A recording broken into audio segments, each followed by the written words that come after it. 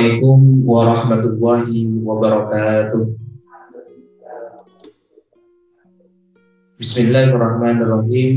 Alhamdulillahirabbil alamin. Wassalatu wassalamu ala asyrafil anbiya'i wal mursalin sayyidina Muhammadin wa ala alihi wa sahbihi ajma'in, amma ba'du.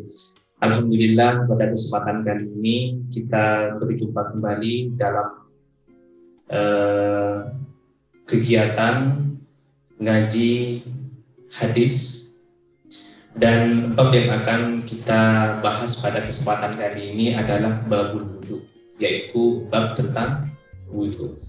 Wudu itu merupakan salah satu aktivitas yang wajib dilakukan oleh seseorang yang ingin melakukan sholat. Jadi seseorang tidak sah sholatnya tanpa melakukan wudu. Jadi wudu itu adalah salah satu kewajiban yang paling penting sebelum melakukan sholat. Artinya wudu itu adalah syarat sahnya sholat. Nah, mari kita lihat kitab yang akan kita pelajari pada kesempatan kali ini. Bismillahirrahmanirrahim. Babul wudu'i adalah bab yang menerangkan tentang wudu.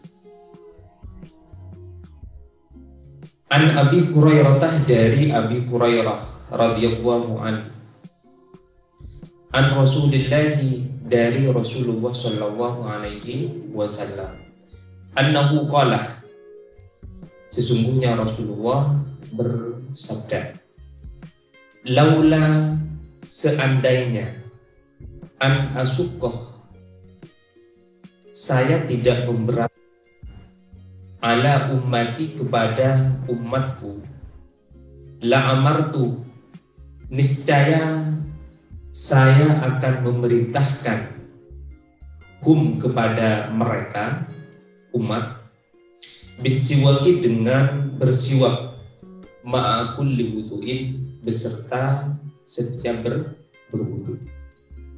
Jadi hadis ini menjelaskan tentang sunnahnya bersiwak sebelum berwudu. Setiap berwudu itu disunnahkan bersiwak. Bersiwak itu apa? Bersiwak sederhananya adalah sikat gigi. Tetapi ada juga orang yang melakukannya dengan menggunakan kayu siwak. Biasanya orang yang pergi ke Mekah pulangnya dapat atau bawa kayu siwak. Biasanya itu kayunya ya khusus, namanya itu kayu ar. Kalau tidak punya kayu siwak, apakah tetap sah atau dapat kesunatan pahala bersiwak? Bisa, pakai kayu apapun bisa.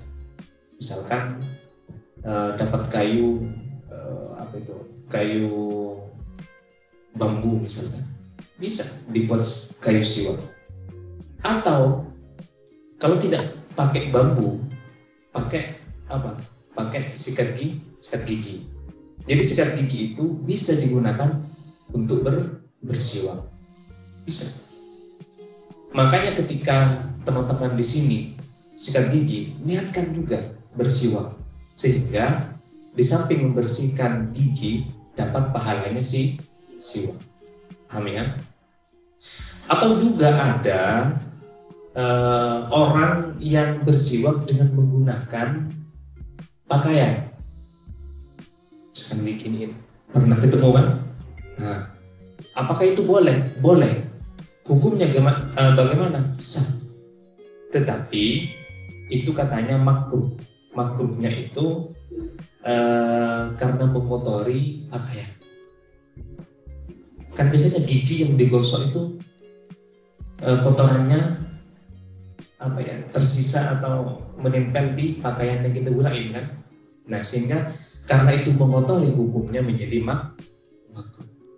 Oleh sebab itu, sederhananya kalau bagi saya, bersiwak itu menggunakan apa? Menggunakan sikat gigi. Karena setiap hari manusia itu pasti bersikat. Coba di sini ada yang tidak bersikat gigi? Pasti semuanya bersikat gigi. Paling tidaklah setiap pagi atau sebelum tidur. Niatkan juga bersiwak. Intinya, sesuatu yang bisa dipakai untuk bersiwak itu adalah sesuatu yang kasar. Pohon plastik tidak bisa dipakai siwak. Kenapa? Karena tidak bisa mengangkut kotoran. Kui plastik tak bisa, tidak sah. Jadi gunakanlah benda yang keras. Sekalipun keras, coba sapu botol. Wah, katanya Ustadz itu kalau mau bersiwak pakai benda yang keras. Wah, ini ada batu yang di depan ini. Pakai di sini. Ya, selesai. Bedah itu Kiki coba pakai. Nah, paham ya? Seperti itu. Kita lanjut dulu kepada hadis yang kedua. An Humranah, dari Humran.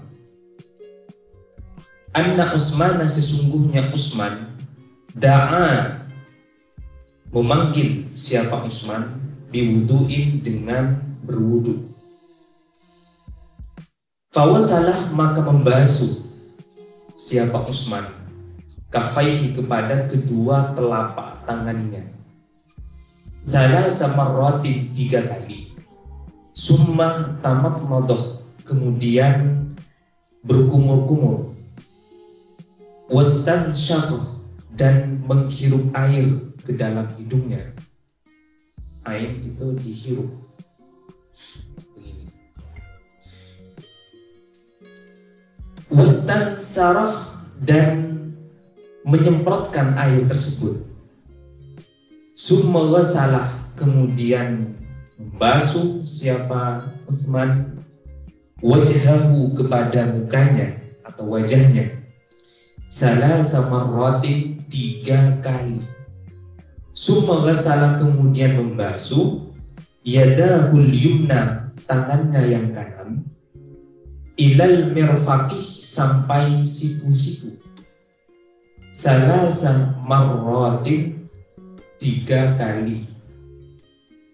Summal yusra, kemudian tangan yang kiri, misla dalika, seperti itu, seperti basuhan tangan yang kanan. Maknanya dulu nanti saya jelasin. Summa masah, kemudian mengusap, biroksihi, kepada kepalanya. Summa ghasalah, kemudian membasuh rijlahu al-yumna, kepada kaki yang kanan, ilal ka'baini, sampai mata kaki, salasa marratin, 3 kali. Jadi kaki itu ada matanya, berdema tanah. Mata kaki tahu kan ya? Nah, yang putri tahu mata kaki? Nanti dicari di mana ya mata kaki? Kok nggak ada matanya? Mata kaki itu cetek, apa namanya? Cetek ya, benar. Ceteknya, kalau Maduranya itu cetek. Jadi lanjut dulu. Sumal yusra misla dalika, kemudian kaki yang kiri seperti basuhan kaki yang kanan. Summa qala, kemudian berkata siapa Utsman, ra'aitu Rasulullah, saya melihat Rasulullah sallallahu alaihi wasallam, tawaddo'ah, berwudu siapa Rasulullah, nahwa wudu'i hada, seperti wuduku ini. Hadis ini menjelaskan tentang tata cara kesunahan wudu dan juga tata cara berwudu. Apa itu kesunahan berwudu? Kesunahan berwudu salah satunya yang dilakukan atau yang diperintahkan oleh Nabi sebelum berwudu adalah yang pertama berkumur-kumur. Kumur-kumur itu atau berkumur-kumur itu adalah mengambil air, kemudian air itu dimasukkan ke dalam mulut sambil dikoncang-koncang. Habis itu dibuang, jangan diminum. Wah, habis itu kumur diminum, sehat. Jadi habis itu dibuang. Itu yang pertama. Yang kedua adalah memasukkan air atau menghirup air ke dalam hidung. Ambil air, bisa kan? Penting, memang penting. Tapi katanya itu menyehatkan. Saya kalau lagi bilang, senang jangan batur, itu biasakan ngirup air sampai ke sini. Habis itu air itu kemudian gimana? Dikeluarin. Katanya itu bisa menyembuhkan penyakit pilek atau juga bisa menyembuhkan sakit kepala. Coba dicoba. Memang itu perih sekali. Kenapa? Karena belum terbiasa. Tapi jangan langsung kalau mau tes namanya trial, percobaan dulu. Itu gimana? Sekonek. Sedikit demi sedikit. Mati.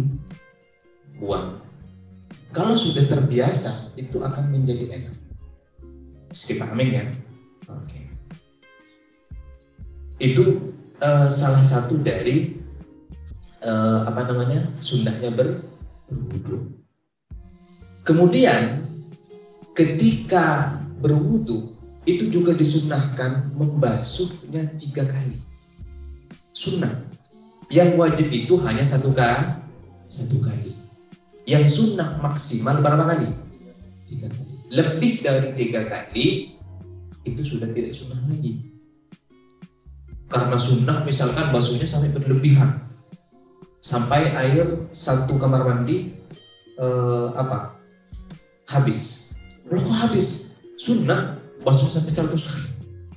Tidak boleh. Jadi ada batasannya. Yang wajib berapa kali? 1 kali. Yang sunnah sampai berapa kali? 3 kali. Paham ya?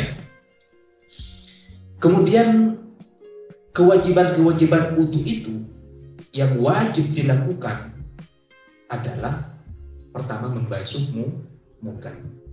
Mungkin sebelum saya lanjutkan, saya akan jelaskan perbedaan membasuh dengan mengusap. Membasuh adalah menuntut air itu mengalir. Kalau mengusap, tidak usah air itu mengalir. Contoh, bagian anggota wudu, anggota badan yang wajib dibasuh di dalam wudu itu apa saja? Muka. Yang kedua apa? Tangan sampai siku. Yang ketiga kaki. Yang keempat tidak ada.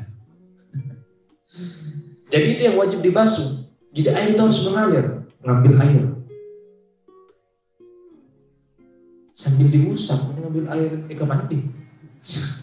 Itu namanya terlalu. Kemudian tangan dituntut air itu mengalir. Paham ya? Kemudian anggota badan yang hanya wajib diusap di dalam wudu apa? Kepala. Kepala ini maksudnya rambutnya. Mak tangan dik, kata tak nyampe ke hakikat. Lagi pengah ini meniusap dibasuh. Iya mandi. Mandi. Jadi usap ngalah air. Gitu. Paham ya? Terus telinga gimana? Telinga ini hukumnya sunnah dibasuh. Makanya kemudian orang NU dengan orang Muhammadiyah ini sama-sama sunni. Berbeda pendapat. Kalau orang Muhammadiyah itu membasuh apa namanya ini? Telinga. Orang NU tidak basuh. Kenapa? Karena sunnah. Ada juga yang basuh. Sampai itu terjadi pertengkaran. Padahal itu hanya perbuatan sunnah yang ada di dalam wudu. Jadi sampean itu wudu tidak dibasuh telinganya ini, apa tidak diusap telinganya ini, hukumnya sunnah tetap sah. Untuk muka, tangan sampai siku, apa kepala, kaki selesai. Telinga dibasuh, no problem. Dibasuh oke, tidak dibasuh juga oke. Paham ya?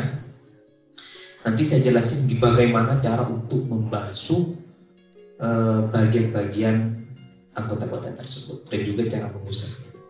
Nanti ada di hadis berikutnya, kita lanjutin dulu.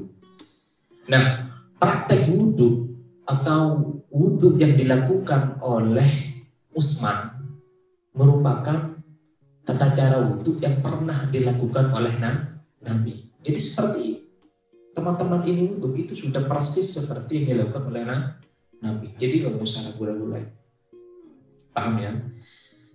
Nah, muka di dalam membasuh yang wajib dibasuh adalah ini atasnya di sini. Dibuka bukan karena sok gaya ya. Wah, jadi mulai atasnya sini, kemudian ini sampai ini nih, apa namanya ini? Tela kopeng ini pacapo, habis itu ke bawah, ini nih, sama di samping juga. Memperak guna wudhu, ambil air, dibasuh ke sini, ini nggak kena, maka tidak sah wudhu. Jadi bisa dipahamin ya. Habis itu tangan itu cara membasuhnya dari mana? Dari atas ini. Kenapa kok dibasuh dari ujung jari? Karena biar air itu masuk ke dalam kuku. Kalau dibasuhnya dimulai dari siku, maka kuku ini tidak kena di bawahnya. Kalau nggak kena bagian bawahnya, maka tidak Makanya kalau orang kukunya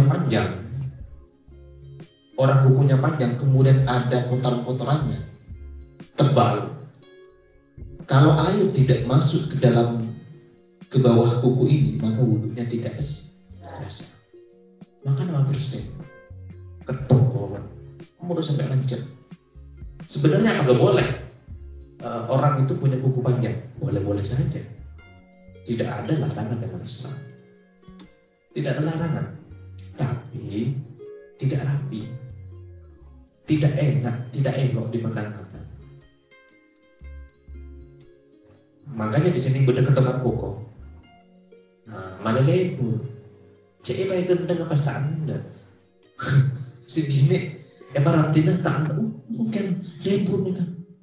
Bubuan, mau bu embek nih, jangan bu koko. Tak nguntongin kan. Nah itu bisa dipahamin ya. Kalau kaki, batasan minimal paling sedikitnya yang wajib dibasuh sampai mata kaki. Kalau tangan sampai siku. Bisa dipahamin kan? Kita lanjut dulu. Yang ketiga, An Ali dari Ali fi sifati wudu'in Nabi, di dalam bentuk wudhunya Nabi. Qalah berkata siapa? Qala berkata siapa Ali? Wa masahah, dan membasuh siapa? Rasulullah Shallallahu Alaihi Wasallam. Bi ra'sihi, dengan atau kepada kepalanya, bukan membasuh ya, mengusap.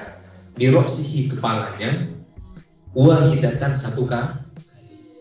Jadi Nabi Muhammad Shallallahu Alaihi Wasallam mengusap kepalanya di dalam wudhu hanya satu kali. Artinya hadis ini menunjukkan kewajiban mengusap kepala itu hanya satu kali. Lebih dari satu kali hukumnya sunnah. Contoh ini saya buka. Mereka mau jaga ya, ambil air, ini cara musabnya. Perempuan biasanya kan rambutnya panjang, benar kan, panjang kan? Atau ada cowok yang rambutnya panjang, itu harus lebih hati-hati di dalam mengusap rambut tersebut. Misalkan ini rambutnya lonjong sampai situ, angkat dulu, contoh gampangnya ini. Berarti kalau panjang, lebihnya yang keluar dari kepala itu harus lebih diperhatiin. Contoh, misalkan ini rambut panjang, anggap ini rambut. Anggap ini rambut ya. Anggap ini rambut. Apa namanya? Kabel. Kemudian saya ambil air, saya basuh di rambut yang paling bawah ini. Bidon aja, basah. Basuhan rambut yang melewati atau usapan rambut yang melewati batas kepala itu tidak sah. Makanya kalau perempuan mau membasuh, ambil air, basuh di sini, kena di sini. Kalau di sini udah kena, itu masa ini butuh ada bagian di mana? Nggak bisa. Tetap bagian kepala. Paham ya? Kenapa kok tidak sama? Basuhan rambut yang keluar dari batas kepala, karena itu tidak dinilai basuhan kepala. Kan di sini kan wabasah yursihi, basuhlah kepala itu. Jadi kepala ini. Paham? Lanjut dulu. Wa an Abdullah bin Zaid bin Asim, dari Abdullah bin Zaid bin Asim radhiyallahu anhuma, semoga Allah meridai keduanya, yaitu Abdullah bin Zaid. Fi sifatil wudu'i, di dalam bentuknya wudu. Qalah, berkata siapa Abdullah, wa masaha Rasulullah sallallahu alaihi wasallam, dan Rasulullah mengusap bi ra'sihi, kepada kepalanya. Fa'akbalah, maka memulainya dari depan, biadihi, dengan tangannya Rasul, wa akbarah, dan mengakhirinya di belakang kepala. Jadi Rasulullah SAW dalam berwudu, cara mengusap kepalanya itu dimulai dari depan kepala, ambil air dari sini, kemudian diakhiri dari belakang kepala sampai belakang kepala ini. Paham ya? Ambil air. Paham? Oke. Lanjut dulu. Wa fi labdin lahuma, bada'ah, memulai siapa Rasul, bi muqaddami ra'sihi, dari depan kepalanya, hatta dahabah, sampai menjalankan siapa Rasul, bihima, kepada keduanya di sini maksudnya kedua tangan, ila qafahu, sampai batas belakang kepala.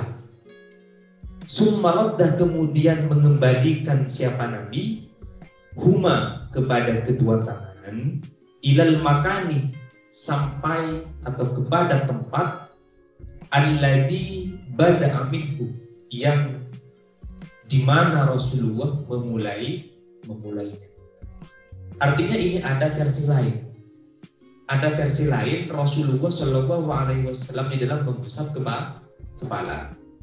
Kalau yang pertama seperti yang saya contohkan tadi, ambil air, dibasuh pakai satu tangan dari depan sampai belakang. Selesai. Versi yang kedua, Nabi itu membasuhnya dengan menggunakan dua tangan. Dia memulainya dari belakang. Nih. Memulainya dari belakang di sini, kemudian mengakhirinya di belakang. Memulainya dari depan, mengakhiri dari belakang. Kemudian Rasulullah mengembalikan lagi ke depan. Saya praktekkan dengan pakai dua tangan. Saya letakkan dulu. Nih, ini dua apa namanya nih? Dua jari letakkan di sini. Ini, habis itu ini di depan. Paham? Saya ulangi lagi. Tapi ambil air dulu. Dari sini. Paham? Itulah cara Nabi SAW berwudu. Jadi teman-teman di sini melihat perbedaan Rasulullah SAW mengusap kepala, ini menunjukkan perbedaan. Jadi kalau misalkan nanti teman-teman melihat orang wudu pakai 2 tangan, wih, lebay banget loh itu. Kok pakai 2 tangan? Saya pakai 1. Lebay, itu bukan lebay. Nabi Muhammad SAW sudah memulainya, mempraktekannya seperti itu. Jadi ada yang pakai 1 tangan, ada yang pakai 2 tangan. Kita lanjutkan dulu, nanti kalau ada pertanyaan bisa disampaikan pada sesi tanya jawab nanti. Pada hadis yang kelima, wa an Abdullah bin Amr, dari Abdullah bin Amr radhiyallahu anhu, fi sifatil wudu'i, mengenai bentuknya wudu. Qala, berkata siapa? Abdullah bin Amr, summa masah, kemudian mengusap siapa Nabi, biroksihi, kepada kepalanya, wa adkhalah, dan memasukkan siapa Nabi isbaihi as-sabbahataini, kepada 2 jari telunjuknya, fi udunaihi, ke dalam telinganya, wa masah, dan mengusap siapa Nabi biibhamaihi, dengan 2 jari, dengan kedua ibu jarinya Nabi, zahira udunaihi, kepada luarnya telinga. Nah, sekarang ini hadis ini menjelaskan tentang cara membasuh telinga. Membasuh telinga itu hukumnya apa? Sunnah. Sunnah itu dibasuh dapat pahala, atau dilakukan dapat pahala, ditinggalkan tidak berdosa. Kalau wajib dilakukan dapat pahala, ditinggalkan berdosa. Kalau haram dilakukan dapat siksa, ditinggalkan dapat pahala. Kalau makruh dilakukan tidak apa-apa, ditinggalkan dapat pahala. Contoh makruh ini, minum kopi dalam keadaan panas, itu makruh. Kenapa? Karena membahayakan. Mau minum tak boleh pahala men. Makan apa? Celok dulu, angak si pikirnya nyaman. Kumpul anak kokok diminum, itu baru berpahala. Yang kedua yang terakhir, hukum dalam fikih itu adalah mubah. Mubah itu dilakukan, tidak dilakukan, tidak dapat pahala. Mubah dilakukan, tidak dilakukan, tidak dapat pahala. Contoh, tidur ya, atau manusia tidur, itu mubah kan? Tidur tak boleh pahala. Terus bagaimana biar tidur itu bisa dapat pahala? Ada yang tanya misalkan, gampang. Tidurlah dengan diniatkan ibadah. Orang tidur hukumnya mubah. Kalau tidurnya diniatkan ibadah, maka tidurnya mendapatkan pahala. Sampian olahraga hukumnya mubah. Olahraga tak oleh pahala. Tapi kalau olahraganya sambil diniatkan ibadah, maka olahraganya dapat pahala. Mendekati seseorang hukumnya haram. Apa cara hukumnya? Haram. Kalau diniatkan baik, li ta'arufu, maka hukumnya mendapatkan pahala. Jawab aku paling enak. Jadi innamal a'malu bin niat. Segala perbuatan ditentukan dari niatnya. Makanya kalian semua di sini hadir ikut pengajian, kalau niatnya hanya pengen gaya-gayaan, kok nggak? Kamu ikut aja ngapain? Wah, aku pengen cari jodoh. Berarti dapat jodoh. Apakah dapat pahala? Selama orang tersebut pengen serius, dapat pahala. Mumpah aku pengen PHP, dapat doa. Itu niatnya. Jadi semuanya niatin ibadah. Nah, kembali kepada pembahasan tadi. Cara untuk membasuh telinga adalah, bukan membasuh, mengusap telinga adalah, pertama, masukkan jari telunjuk. Paham? Setelah jari telunjuk ini dimasukin, maka ibu jari ini ditempelkan ke luarnya. Ini dimasukin jari telunjuk, habis itu ditempelkan. Paham? Ada yang kemudian yang paling lengkap, tidak hanya dimasukin dan juga tidak hanya diusap pakai ibu jari, tetapi juga ditempelkan telapak tangannya. Gini, ambil air, dicelupin ke dalam air, habis itu letak di sini, ini di sini diputar, habis itu ini, biar kena semua. Ada lagi, ini letakin ke sini, giniin, ini putar, bukan Oreo ya. Ini nih diputar seperti ini, habis itu letakin, itu sudah kena semua. Kemudian kalau memang itu sunnah Pak, membasuh telinga, berarti nggak membasuh kan nggak apa-apa. Memang nggak apa-apa, tapi lebih utama itu dilakuin. Karena wudhu di sini bisa menghilangkan kotoran. Selain mendapatkan pahala menghilangkan kotoran. Kok bisa? Karena dibasuh kan. Tangan dibasuh, telinga dibasuh. Coba telinganya sampean itu nggak dibasuh sampai seminggu atau sampai sebulan. Wow, mau tak banyak bangsa apa kan? Coba oke. Oleh sebab itu, Islam itu bersih. Islam itu suci dan juga bersih. Makanya kemudian Islam menyuruh pemeluknya untuk melakukan wudhu.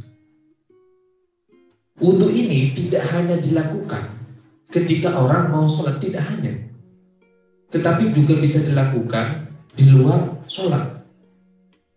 Mau kemana saja wudhu, insya Allah akan dijaga. Naik sepeda motor wudhu, insya Allah selamat. Paham ya? Kalau misalkan ada di tengah jalan nggak ada air, gimana mau wudhu? Tayamum. Jadi Islam itu sangat simpel dan mudah. Jadi kalau ada hukum yang sulit, itu berarti kurang belajar, kurang ajar. Jadi hukum itu mudah-mudah. Gimana cara untuk mengetahui hukum yang mudah? Nanti dulu. Ini pun hanya ikut kuliah hadis hanya sampai sekarang, hukumnya tidak mudah-mudah. Nanti ada cara-cara gimana hukum yang mudah. Kemarin sudah saya paparkan kan, perbedaan mazhab kan ya. Nah, itu bisa dilakukan. Kalau dalam kondisi darurat.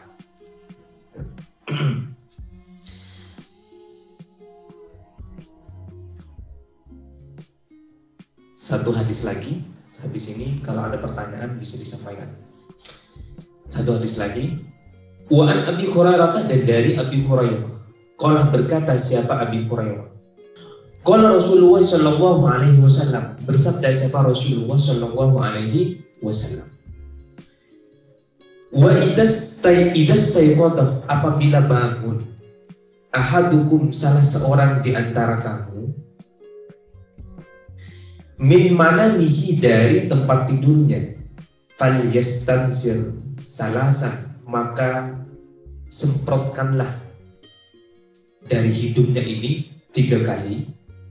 Kenapa? Fa inna syaitana, karena sungguhnya syaitan, yabitu adalah bermalam, siapa setan, ala khaysumihi, di atas insan hidupnya manusia atau seseorang.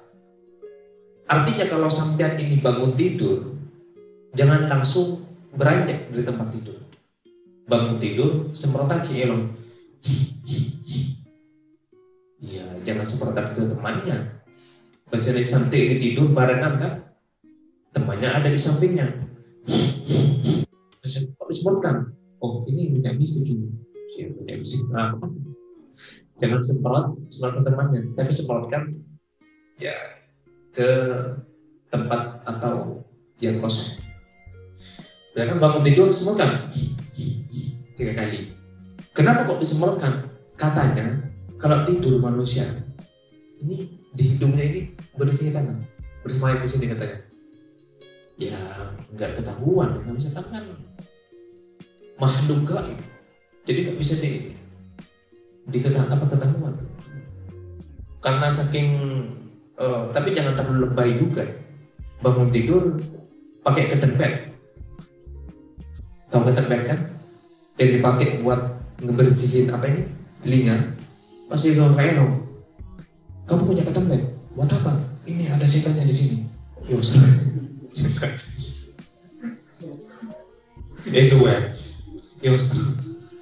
ayo. Jadi mungkin corona itu setan ya. Mungkin corona itu setan. Jadi kalau di swab oleh dokter, ayo pergi setan. Mungkin seperti itu. Jadi ada yang mengatakan juga kalau dia ini dikaitkan dengan penyakit corona, ada yang mengatakan itu corona itu adalah setan.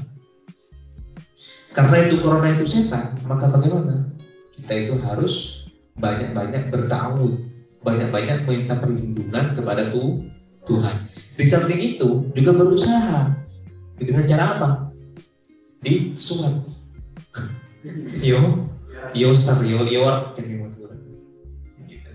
Jadi itu alasan kenapa kita itu menyemprotkan dari hidung kalau bangun tidur, karena di dalam hidung ini ada setan. Mari kita akhiri kuliah hadis pada kesempatan kali ini. Semoga apa yang saya sampaikan bisa bermanfaat kepada kita semua. Amin amin ya rabbal alamin. Hadanallahu wa iyyakum ajma'in. Assalamualaikum warahmatullahi wabarakatuh.